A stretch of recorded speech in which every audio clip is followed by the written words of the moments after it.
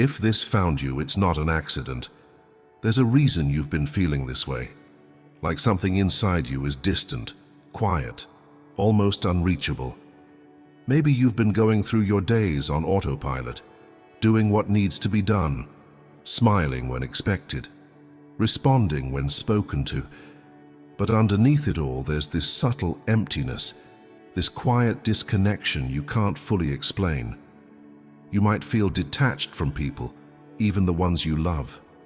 Conversations feel surface level. Moments pass without really touching you, and sometimes it's not just others you feel disconnected from, it's yourself. Your emotions feel muted, your thoughts feel noisy, and no matter how much you try to fix it, nothing seems to bring you fully back.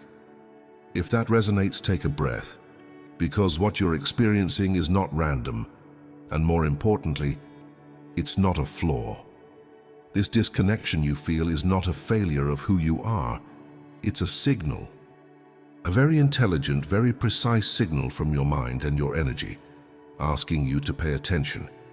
Over time, as you move through life, you begin to form emotional patterns. Some of them come from childhood, others from relationships, disappointments, or moments where you felt unseen or misunderstood. And without realizing it, you start protecting yourself. You stop feeling fully, because feeling fully once hurt too much. You stop being present, because being present once overwhelmed you. You start living more in your head, because it feels safer than being in your body. This is how disconnection begins, not as a problem, but as a form of self-protection. According to the work of people like Louise Hay, the emotional body holds on to unprocessed experiences. If something was too painful to feel at the time, it doesn't disappear. It gets stored. And over time, those stored emotions create a kind of internal distance. Then comes what Joe Dispenza often explains: the brain adapts. It learns your patterns, it memorizes your emotional states, and eventually your body becomes used to feeling disconnected. It becomes your normal. So even if a part of you wants to feel alive again, another part of you resists it, because the familiar, even if it's empty, feels safer than the unknown. And this is where it gets even deeper. Eckhart Tolle teaches that most people are rarely present. They are either replaying the past or anticipating the future. And in that constant mental noise, the connection to the present moment is lost. But the present moment is where life actually happens. It's where you feel. It's where you connect. It's where you exist. So when you're disconnected from the present, you're disconnected from yourself. And energetically, as Rhonda Byrne describes in The Law of Attraction, your internal state shapes your external reality. If you feel disconnected inside, the world around you begins to reflect that same distance. People seem less available. Experiences feel less meaningful, not because life has changed, but because your perception has.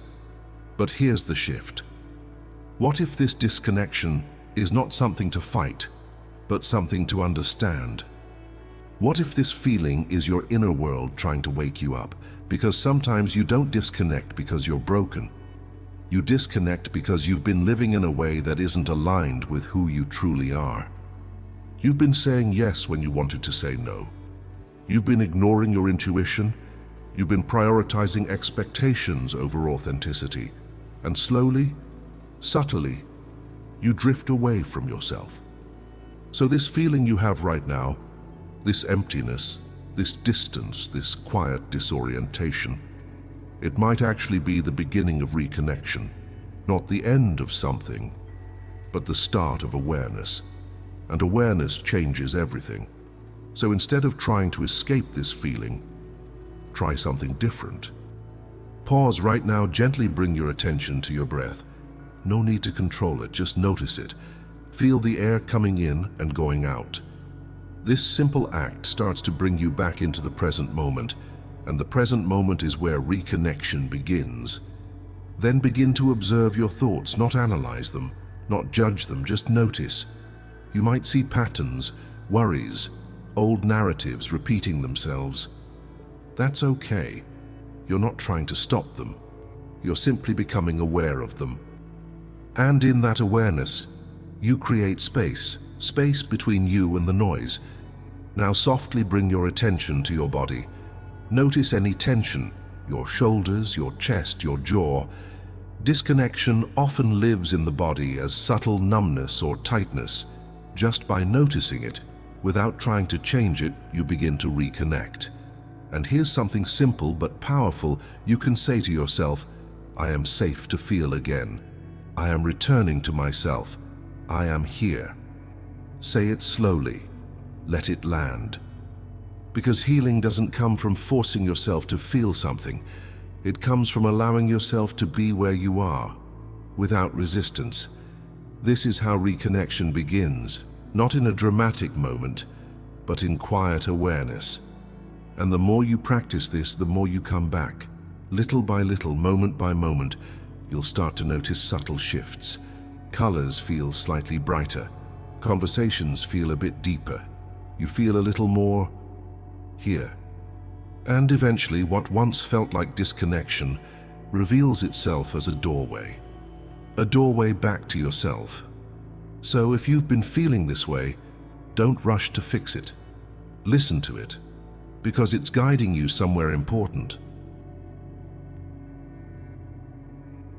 And if this message resonated with you, there's a deeper layer to this journey that we explore here on this channel. You might want to stay close to this kind of awareness, so consider subscribing. And there's another video waiting for you, one that will help you understand what your emotions are really trying to tell you. Because the more you understand yourself, the more connected you become, and that connection changes everything.